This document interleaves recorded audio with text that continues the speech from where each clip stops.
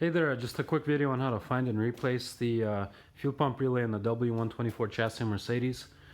Basically, just go near the battery. There's a splash guard to the back of it, so you just take it off. It's pretty simple. And then you want to slide this out to access the relays. So the relay closest to you is the fuel pump relay here. And you just wiggle it and pull it out. And you can tell it's a fuel pump relay because it's got the 10 pins here. The relay further away from you is the AC clutch relay. And then another interesting relay here that gets replaced pretty frequently on these W124 chassis Mercedes is the OVP relay. That's over voltage protection, and that's this right here. So I didn't see another video like this, and this is why I kind of wanted to make my own.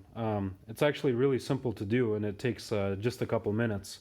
You really don't want a mechanic to do this when you can just do this yourself. Thanks for watching, guys.